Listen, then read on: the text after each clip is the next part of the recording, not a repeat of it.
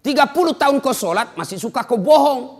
30 tahun kau sholat masih suka kau maksiat. Kenapa? Karena sholatmu belum seperti yang dihendaki Allah. Padahal Allah sudah jelaskan, inna sholata tanha anil fasya'i wal munkar.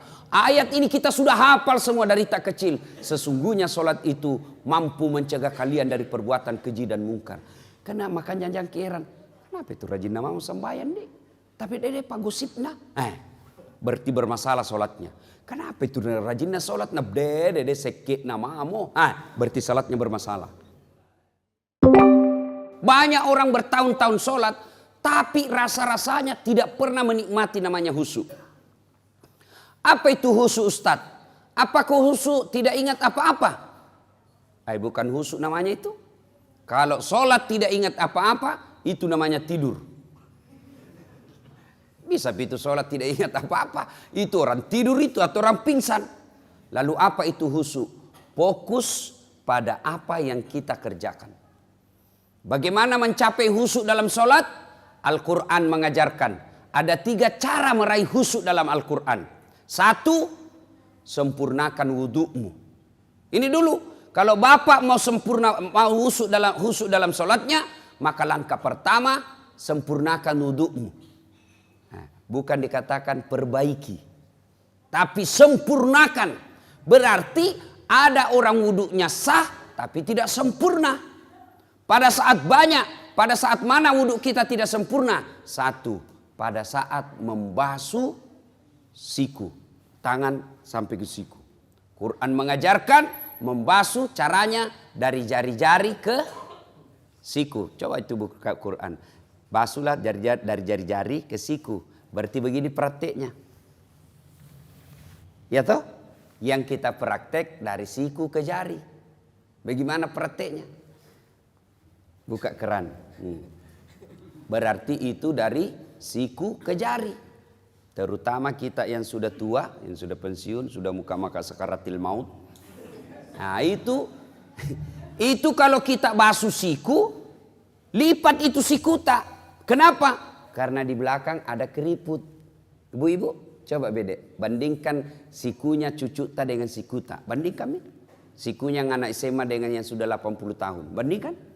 Yang anak SMA, biar dia tidak lipat, itu tidak ada keriputnya dilihat. Tapi kita yang sudah tua, pasti banyak keriputnya. Jadi ketika kita tidak lipat kita punya siku, maka pasti air tidak masuk dalam siku. Kalau kita yang sudah muda, masih muda, apa tahu godaannya setan? Dia pakai lengan panjang. Coba, pakai lengan panjang seperti ini toh. Cara lipatnya dia cuma begini. Nah, coba lihat.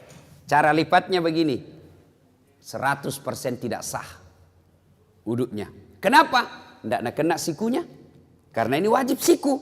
Maka ketika kau linting bajumu, di atasnya siku. Nah, ini baru betul. Tapi kalau sejajar siku, berarti sikumu tidak kena air, tidak sah wudukmu. Tidak sah wuduk, otomatis sholatmu tidak sah. Nah, ini kalau lengan panjang. Kalau perempuan yang banyak membuat tidak sah sholatnya, tanpa dia sadari akhirnya tidak sah sholatnya gara-gara wuduknya tidak sah. Apa? Lipstick, eyeshadow, dan lain-lain. Apa kan namanya itu yang di pipi? Merah pipi. Kalau biru tahu? Biru pipi. Lipstick. Bu, lipsticknya terlalu tebal.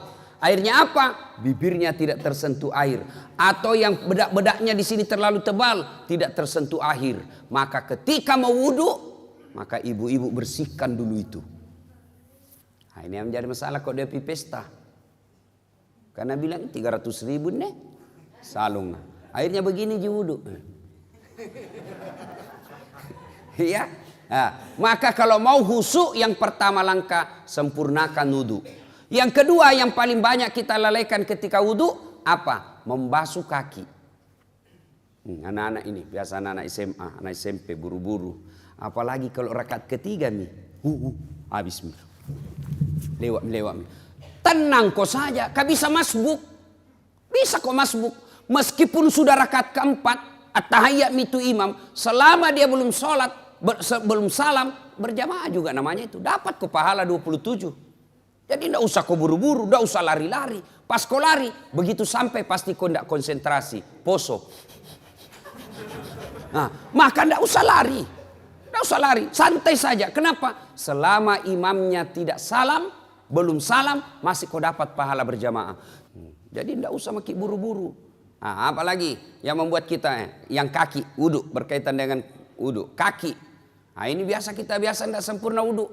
Bahkan bisa jadi tidak sah. Apa? Wudhu kakinya nak kasih begini ji.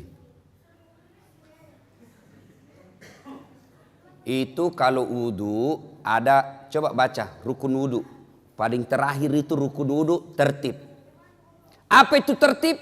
Mendahulukan yang dahulu, membelakangkan yang belakang. Artinya selesaikan dulu kananmu baru pindah kiri. Nah, yang kita praktek kanan dulu. Kiri lagi. Kanan lagi. Kiri lagi. Nah, itu orang Bugis bilang majamuta. Nah, selesaikan dulu kanan, selesaikan tuntaskan, baru pindah ke kiri. Tidak usah lagi pindah ke kanan. Karena kalau kanan kiri bukan tertib namanya itu. Ya, sudah itu kaki juga. Sempurnakan dulu kanannya, baru pindah ke kiri. Nah, ini yang banyak bisa setan masuk. Ada Nabi pernah katakan, pintu masuknya setan itu kuku. Bertanya sahabat, kok bisa? Karena di kuku kalau kau wudhu, kau buru-buru, pasti tidak masuk celah-celah air di kukumu. Boleh panjang kukumu, dengan catatan kamu harus lebih teliti dan lebih jeli ketika wudhu. Kenapa? Kalau dia panjang, nah, tidak masuk air di sini, tidak sah wudhumu. Maka harus korek-korek. Kan biasa ada satu seperti saya ini satu, panjang-panjang sedikit. Apa tujuannya ini? Seksi kebersihan. Kebiasa sudah makan coto, tidak bawa sikat gigi. Nah, itu bagusnya itu kalau ada siwak. Itu siwak bisa dikantong-kantongi biar tidak pakai odol. Hah? Biar tidak pakai air, langsung kasih masuk saja. Tapi jantung kau orang makan coto di depan kasih begini, kurang ajar kau itu ya. Ya. Nah, ibu bapak, saudara-saudara sekalian. Ya. Bagaimana kalau membasuh kaki dan jari-jari? Sunnahnya jari-jari tanganmu kasih masuk ke jari tangan yang satu. Misalnya kiri yang kita basuh, jari-jari tangan kanan yang masuk. Kalau basuh kaki, jari-jari tangan kita masuk. Baru usap ke belakang. Lalu sampai ke belakang ini kasih begini. Kasih naik. Kenapa? Tumit bisa jadi tidak basah. Apalagi bagian ini Pak. Kalau buru-buru gitu, ini yang paling sering tidak basah. Kalau tidak basah ini Pak, pasti tidak sah wudhu. Tidak sah wudhu, tidak sah sholatmu. Inilah yang Allah jelaskan dalam Quran. Ara'aital ladzi yukatsibu biddin. Tahu enggak kamu pendusta agama? Menurut Profesor Dr. Quraish Shihab yang menafsirkan ayat ini, termasuk di antaranya pendusta agama itu solatnya dusta. Siapa mereka? Mereka yang lalai dalam solatnya. Kenapa lalai dalam solatnya? Mulai dari wudhunya tidak sempurna. Itu pendusta agama kita itu kena. Jadi nanti di akhirat kita bilang, Tuhan, mana pahala solatku 40 tahun? Nah, bilang Tuhan, memang kau sembahyang tapi tidak sah.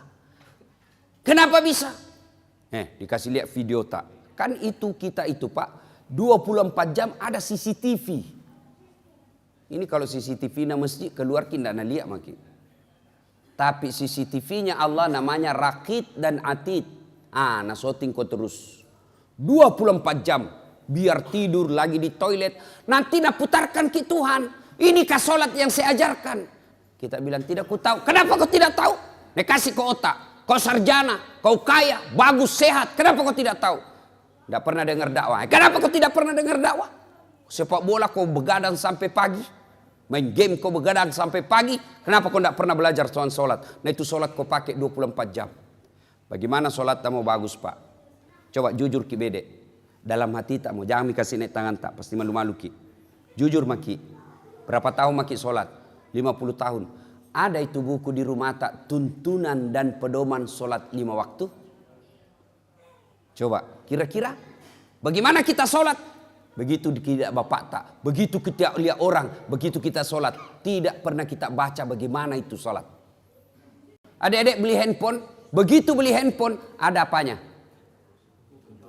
Ada petunjuk penggunaannya. Dan di situ ditulis warna merah. Baca buku pedoman penggunaan sebelum menggunakan handphone. Coba. Itu ditunjuk itu. Ditulis merah. Baca dulu ini buku baru kau buka itu HP-mu.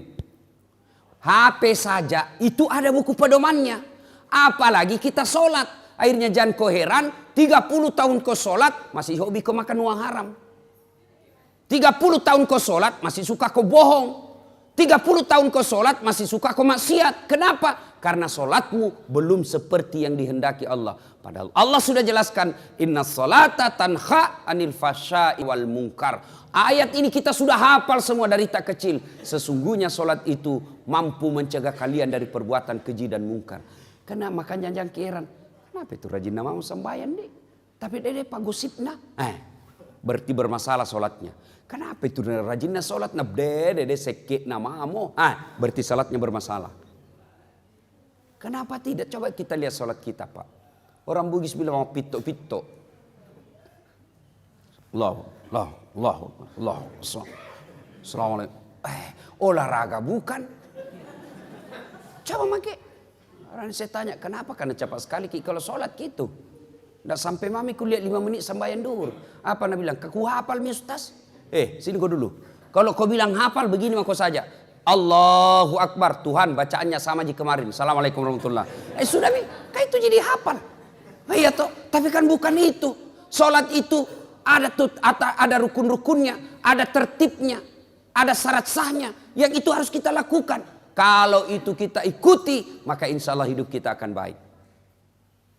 Oke Pak. Jadi kalau ada masalah, ya maki cari kambing hitam. Itu saja kita tanya, bagaimana sholatku selama ini. Orang Pak kalau baik sholatnya, husuk sholatnya, tata cara pelaksanaannya baik dalam sholatnya, insya Allah dalam hidupnya juga akan baik. Allah sudah jelaskan, sholat mencegah kau dari perbuatan keji dan mungkar. Mulai saja dari rukun-rukunnya sholat. Mulai dari saja syarat sahnya sholat. Apa syarat sahnya sholat? 1. Bersih dari najis dan hadas. Aplikasikan dalam hidupmu, maka itu orang pasti bersih. Adik-adik saya tanya, sah enggak sholat kalau kita tidak wudhu? Sah. Yang penting tayamum. Tapi enggak semua boleh tayamum. Apa syaratnya? Enggak bisa kena air. Misalnya cacar.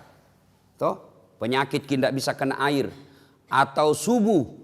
Kalau kena air subuh-subuh langsung menggigil, tidak bisa bernapas. Poso, asma.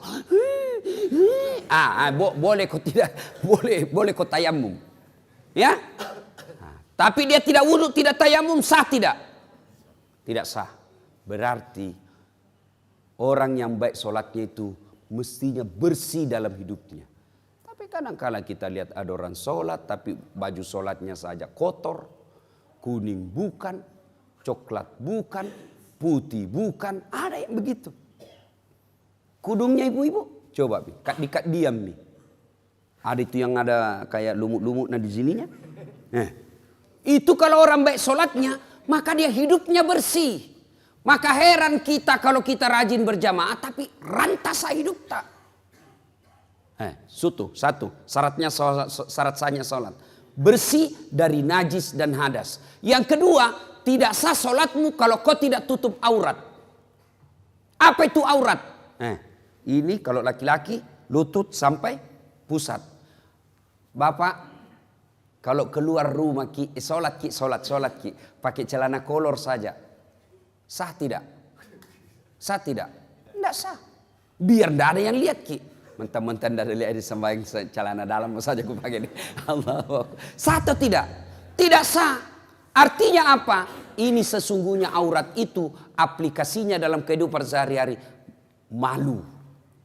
Kan malu orang kalau kelihatan paha tuh. Malu itu ibu-ibu kalau kelihatan dadanya. Malu itu ibu kalau kelihatan keteknya. Kecuali yang keluar anak darah yang kelihatan keteknya. Nah, malu itu sudah putus rasa malunya. Urat-urat malunya sudah tidak ada. Kita laki-laki nasesa. Iya biasa bingung kan lihat itu perempuan. Saya tahu kerja sama ki. Kami laki-laki jaga mata, kau cewek jaga akhlak. Karena biar setengah mati dijaga mata tak, kalau kau gentayangan hancur tongki.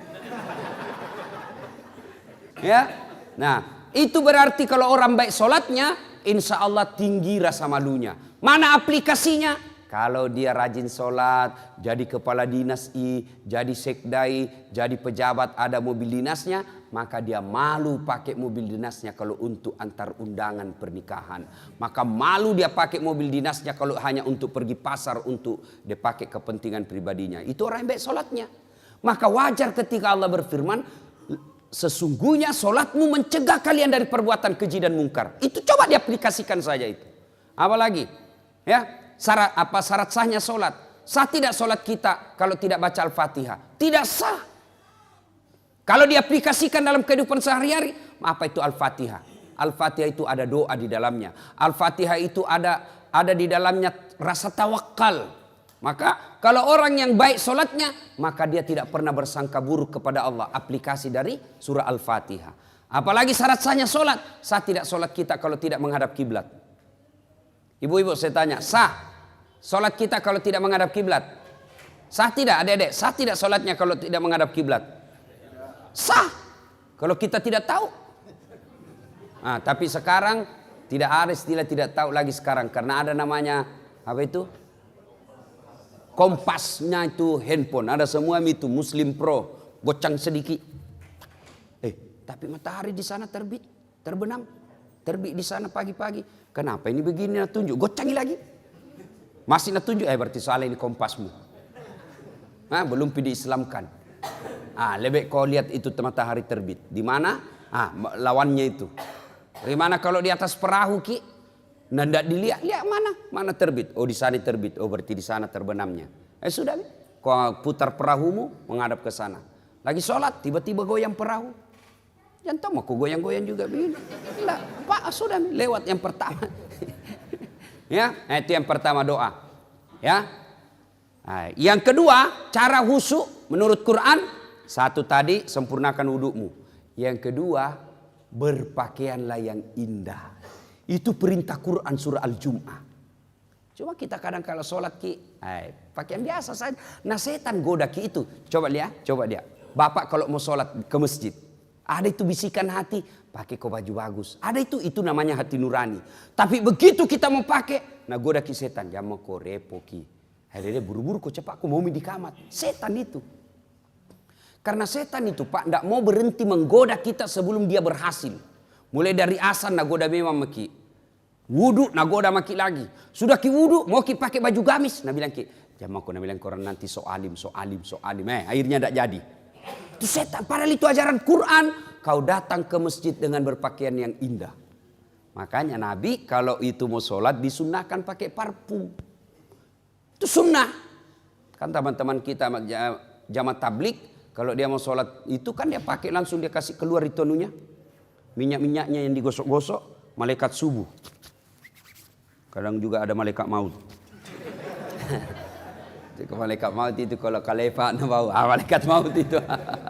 Itu sunnah. Tidak ada parfum. Boleh kau pakai itu apa? Setrika.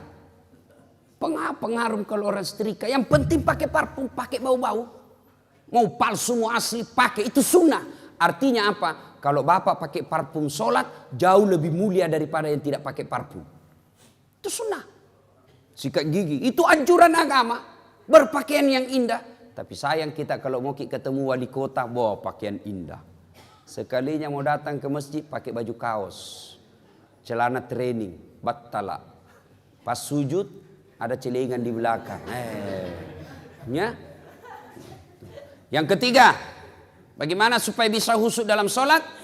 Yang ketiga menurut Quran, kalau kau sholat, bayangkan bahwa itu sholatmu adalah sholat yang terakhir. Coba. Jangan kita selalu berpikir masih panjang umur tak. Jangan. Banyak kan orang pergi, sehat, pergi, tidak ada tanda-tanda kematian. Pulang tinggal jenazahnya. Keluarga saya di Surabaya, 2 minggu yang lalu, pergi sholat maghrib, masih masjid. Sholat isya, masih sehat walafiat. Segar bugar, pergi sholat isya selesai sholat asar pergi main badminton, bulu tangkis, tinggal jenazahnya pulang. Kenapa? Serangan jantung di lapangan. Jadi bapak kalau keluar ki itu jangan lupa sayang-sayang istri tak. Ibu kalau keluar ki suami tak peluk baik-baik, cium tangannya. Siapa tahu itu adalah ciuman tanganmu yang terakhir. Tadi tahu. Makanya kalau pergi suami tak cari uang, ibu doakan ki. Selamat Jangan suamimu pergi cari uang, kau pergi gosip. Baru 15 menit pergi suaminya, pergi Tommy dia tawaf di komplek.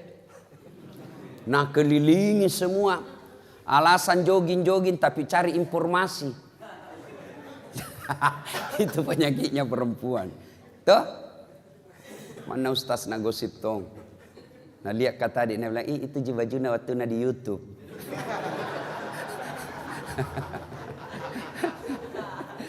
Nah sekarang ada tipsnya lagi. Itu tadi menurut Quran. Dijabarkan oleh para ulama dengan memberikan tips-tips. Satu, ketika kau sholat matamu jangan seperti mata pencuri. Ada kan orang sholat seperti mata pencuri. Allahu Akbar. Nah, paling dibaca semua tadi di atas sini. Sambayang, ini dibaca kalender. Toh? Maka ketika kau sholat, bagaimana caranya? Anjuran Nabi, lihat kau apa yang kau mau sujuti. Tanpa sujud. Ketika sholat itu kita lihat. Begitu ibu-ibu, apalagi ibu-ibu di belakang. Hah? Terbuka pintu, siapa yang lewat satu komplek pasti kau sebut dalam hati namanya. Oh Haji Rahim terlambat ki. Lewat lagi. Oh Haji Baddu terlambat tongi. Lewat lagi. Oh ndak serasina kuduna sama bajuna. Oh semua itu. Maka ketika sholat tunduk lihat apa yang kau sujuti. Sudah lakukan itu ternyata belum juga bisa susuk. Serahkan kepada Allah. Apa? Itu sebagian ada pengurus masjid tidak mau pakai karpet. Kenapa? Karena karpet ada gambar-gambarnya. Nah lihat misalnya Masjidil Haram. Nah bayangkan lagi tuh masjid. Pernah sudah. Tapi sebaiknya kalau banyak pensiun di dalam pakai karpet. Kenapa? Lutut nah kodong. Dah kalau turungin lutut ketemu tegel pasti kalah lutut. Ya? Nah, maka dikasih yang empuk-empuk ya. Nah, itu mata jangan terlalu banyak gerak. Yang kedua, jangan berkeliaran. Yang kedua, cara prakteknya yang ketika sholat jangan terlalu banyak gerak. Bapak saudara-saudara sekalian, berikutnya lagi. Ketika sholat, usahakan yang kita baca, kita paham. Jangan dulu terjemahkan per ayatnya. Pahami saja kesimpulannya itu ayat. Halo ibu-ibu, siapa yang hafal Al-Fatihah dengan terjemahannya? 2 ji. Berapa tahun maki sembayang? Kita bedek bapak-bapak. Yang hafal Al-Fatihah dengan terjemahannya angkat tangan. Coba 4 ji. Padahal kita sudah sholat 20 tahun. Coba, itu saja bukti bagaimana kita mau bisa khusyuk dengan sholat. Al-Fatihah yang kita baca setiap sholat, kita belum tahu artinya. Paling tidak kesimpulannya saja itu ayat. Maka supaya bisa khusyuk dalam sholatnya, usahakan apa yang kita baca, kita paham ayat itu. Nah ini ya, maka ini doa yang pertama. Allahumma inni a'udzubika min qalbin la yahsha. Ya Allah, lindungilah saya dari hati yang tidak bisa khusyuk. Yang kedua, isi dalam doa ini, Allahumma inni a'udzubika min qalbin la yahsha wa min nafsin la tasba. Dari nafsu yang tidak pernah puas. Ini menyiksa manusia ini. Nafsu yang tidak pernah puas. Dunia diperbudak oleh dunia. Coba maki. Punya mobil, punya motor, mau mobil. Punya mobil, mau 2. Sudah 2, mau 3. Sudah punya 3, dia cari lagi yang harganya lebih mahal lagi. Itu perbudak dunia. Nafsu yang tidak pernah puas. Kalau orang punya nafsu yang tidak pernah puas, maka dia tidak akan pernah kaya. Dia akan merasa miskin terus. Kalau kau mau bahagia, urusan dunia, lihat kau ke bawah. Urusan akhirat, lihat kau ke atas. Apa aplikasinya? Contoh, kita yang punya mobil, alhamdulillah, ada di mobilku, mana mau mobil tua, tetanggaku motor ji. Kita yang punya motor, alhamdulillah, ada motorku, tetanggaku kodon sepeda ji, kemana-mana menggayu. Kita yang punya sepeda, alhamdulillah, ada sepeda aku, tetanggaku poin mana sepeda tidak ada tong, kemana-mana jalan kaki. Kita yang jalan kaki, alhamdulillah, masih sehat kak, tetanggaku lumpuh, tidak bisa kemana-mana. Kita yang lumpuh, alhamdulillah masih sehat, masih bisa hidup kak. Tetanggaku kemarin mati. Insya Allah itu ada puasnya kita. Tapi kalau dibalik, urusan dunia dilihat ke atas. Yang lumpuh lihat yang jalan. Wih, kenapa saya menderita di sini ya? Yang jalan, nah lihat yang ada sepedanya. Yang ada sepedanya, nah lihat yang ada motornya. Yang ada motornya, nah lihat mobilnya. Yang ada mobilnya, nah lihat mobil baru. Mobilnya jelek, tidak pernah dia puas. Sebaliknya, urusan akhirat lihat ke atas. Artinya apa? Itu saja tetanggaku. Masih muda, rajinnya berjamaah di masjid. Kenapa saya ini pensiun, mau mati, dan tidak pernah kedatang di masjid? Itu namanya lihat ke atas akhirat. Itu saja tetanggaku tidak jelas penghasilannya, tapi kalau ada Jumat pasti ada namanya disebut penyumbang. Itu namanya urusan akhirat, lihat dia ke atas. Nafsu yang tidak pernah puas. Kalau nafsu yang tidak pernah puas, maka yakin itu yang membuat kita menderita. Isi yang ketiga. Allahumma inni a'udzubika min qalbin la yahsha wa min nafsin la tasba wa min ilmin la yanfa. Ya Allah, lindungilah saya dari ilmu yang tidak bermanfaat. Banyak orang pintar tapi belum tentu bermanfaat buat dirinya. Maka kita berdoa, lindungilah saya dari ilmu yang tidak bermanfaat. Mana ilmu yang tidak bermanfaat? Ilmu yang semakin menjauhkan kita dari Allah. Jadi insinyur, jadi dokter, jadi ekonom, jadi teknokrat. Tapi ilmu yang dia pakai itu makin menjauhkan dirinya dari Allah, maka itulah ilmu yang tidak bermanfaat. Maka itu dia ajarkan kita doa, ya Allah, berikanlah saya ilmu yang mampu aku amalkan. Jangan sampai ilmu yang kita pikul, ilmu yang tidak mampu kita aplikasikan. Ini berat buat ustadz. Ini khusus doa, sebaiknya diulang oleh ustadz. Kenapa? Karena kami penceramah, beda dosanya ketika melakukan dosa dengan anak muda yang anak milenial.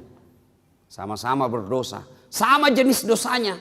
Dosanya kalau ustadz berlipat-lipat ganda. Lima takuluna ma la taf'alun. Kata Al-Quran. Kenapa kau katakan padahal kau yang laksanakan? Di akhirat nanti lebih besar dia hukumannya. Kenapa? Karena dia mendakwakan. Kau begini, kau begini, kau begini. Dia tidak amalkan. Itulah beratnya jadi ustadz nanti. Timbangannya luar biasa nanti. Yang keempat, kita berdoa kepada Allah, lindungilah saya dari doa yang tidak mustajab, doa yang tidak dikabulkan Allah. Dalam hidup ini Pak, semua orang ada masalah. Dan senjata ketika ada masalah, curhat, berdoa kepada Allah. Tapi kalau doa saja kita sudah tidak didengarkan Allah, maka itu sudah paling sial hidup kita. Maka kita berlindung kepada Allah, ya Allah, lindungilah saya dari doa yang tidak diijabah. Kenapa doa kita tidak dikabulkan? Salah satu sebabnya doa kita tidak dikabulkan, hubbi aklil haram, suka makan barang haram. Bapak-bapak yang perokok, berapa itu satu bungkus? Berapa sina? Berapa? 12, ada juga 16, ada 20 toh? Ada lagi yang kuliah rokok aneh-aneh, pendek sekali kuliah. Bulan lalu kuliah itu pendek begini putih. Kuliah harganya deh lebih 20.000. Bayangkan itu, ada kawan saya punya komunitas namanya infak beras. 1.000 ji orang kasih satu hari, berapa puluh orang nak kasih anak yatim nak kasih makan. 1.000 ji. Rokok 20.000. Bayangkan. Kenapa doaku tidak dikabulkan Allah Ustaz? Merokok ki. Iya. Berapa itu satu bungkus? 20. Berarti 20 kali ki satu hari bikin dosa. Mana? Rokok. Siapa bilang haram itu rokok? Kalau kita bilang baik itu rokok. Kalau kita yakin itu rokok baik. Sebentar nanti selesai ki salat subuh. Panggil anak tayang SMP. Sama SMA sini kau nak. Piko beli rokok, kita merokok sama-sama di sini. Mau ki kira-kira Pak? Mau ki kira-kira di depannya anak tak merokok? Pasti tidak mau ki. Mana mau kita bilang, mana mau nak kepak kalurut jangko merokok aku tampelin kau itu. Karena kita yakin itu rokok jelek. Maka saya doakan ki ini yang hadir. Mudah-mudahan berhenti maki merokok. Amin. Lebih baik itu pembeli rokok tak kita tabung. Niatkan ki kasih umroh tetangga tak yang miskin. Itu lebih berpahala daripada ini. Jangan ki marah Pak, jangan ki marah. Ya, jangan ki marah. Tapi kalau mau Ki marah terserah kamu mau pulang nanti nih. Ya, kita berdoa kepada Allah dari doa yang tidak dijabah Allah. Apalagi penyebab doa tidak dikabulkan Allah kalau kita tidak bersalawat. Passwordnya doa itu, barcode-nya doa itu salawat. Allahumma shalli ala sayyidina Muhammad wa ala ali sayyidina Muhammad. Tahu jaki salawat Ibu toh? Ya. Sampai seperti ada mahasiswaku dulu ujian skripsi. Supaya berkah ini ilmu saya kasih kau salawat kau kepada Nabi. Salawat kepada Muhammad. Ulangi salah kau. Salawat kepada Muhammad. Salah. Salawat kepada Muhammad. Bukan panjang pendek. Salah mentong itu. Langsung dia bilang yang mana paling Ustaz? Allahumma salli ala sayyidina Muhammad wa ala ali sayyidina Muhammad. Langsung dia bilang, oh diganti Ustaz. Bukan diganti kau yang dongo. Mana ada salawat diganti-ganti wali kota kapan? Bapak saudara-saudara sekalian ya. Apalagi penyebab doa tidak dijabah Allah. Kalau kita memutuskan persaudaraan. Tetangga ki na serobot tanata. Na ambil pagarta. Baku bombe 3 tahun. Baku bombe 5 tahun. Nah itu menyebabkan doa tidak diijabah. Apalagi selain itu. Kalau bapak hobi tetap bermaksiat. Nah sudah sembahyang. Dia tonji yang korupsi. Sudah lagi itu dia tonji yang berzina. Sudah itu dia tonji yang makan barang haram. Itu maka doa tidak dijabah ketika wazalimun la yantaqi. Perbuatan zalim yang tidak bisa dia hentikan. Ibu bapak saudara-saudara sekalian, apabila doa ini kita ulang-ulang. Ya, 5 kali sehari semalam kita ulang-ulang doa ini. Masa Allah tidak kabulkan. Kalau kita baik jicarata, kita ikuti pedoman dan tata cara berdoa. Oleh karena itu Bapak Ibu, kalau ada waktu tak ada rezeki kita bahkan bisa di-download. Itu ada buku namanya Pedoman Berdoa. Diajarkan kita bagaimana supaya doa kita diijabah Allah. Apa penyebabnya supaya, apa sebab-sebab doa tidak diijabah. Maka kalau kita sudah lakukan sunnah-sunnahnya, kita hindari apa larangan-larangan Allah. Lalu kita berdoa sesuai yang diajarkan Nabi. Maka Allah janji, ud'uni astajib lakum. Berdoaku kepadaku, pasti saya akan kabulkan. Sebagai motivasi, akhirnya suatu kali Nabi bertanya selesai sholat. Selesai sholat subuh, Nabi balik bertanya, saudara-saudara sekalian, siapa di antara kalian yang mimpi tadi malam? Semua diam. Nabi menjelaskan, semalam saya mimpi, saya dibawa jalan-jalan masuk ke dalam surga. Saya diperlihatkan oleh Allah, ada hamba Allah dikasih hadiah masuk surga yang banyak sekali hadiahnya. Lalu dia bilang ini orang dikasih hadiah, ya Allah banyak betul ini hadiah kau kasih kak. Ibaratnya pahalanya cuma 5, Allah kasih 5.000. Banyak betul ini ya Allah. Kenapa bisa banyak begini? Allah sampaikan, ketahuilah hambaku, itulah doa-doamu yang tidak kukabulkan ketika kau hidup di dunia. Karena saya tahu kalau saya kasih kau itu doamu, kau tidak mampu memikulnya. Maka saya dulu berdoa, ya Allah mudah-mudahan saya menang wali kota 2013. Ternyata bukan kalah, cuma yang menang lebih banyak suaranya. Allah tahu, dah saat tidak bisa kau pikul itu amanah, kau tidak usah. Kau lebih jadi penceramah keliling kau kemana-mana. Allah tahu. Ya Allah berikan saya kekayaan. Doa sudah disampaikan. Tata caranya sudah dilaksanakan. Sunnah-sunnahnya kita lakukan. Menyebabkan doa cepat dikabulkan sudah dilakukan. Kok tidak dikasih? Berikan saya mobil. Allah tahu, Bu, kalau ada mobil tak, nah pakai suami tak selingkuh, akhirnya kawin lagi. Mana kita suka Ibu?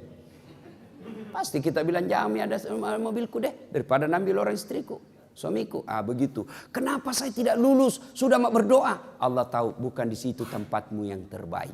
Jangan pernah sangka buruk. Ya, mudah-mudahan ada manfaat. Lebih dan kurangnya mohon dimaafkan. Sebelum kita akhiri, mari kita kirimkan suratul Fatihah kepada Rasulullah Muhammad SAW.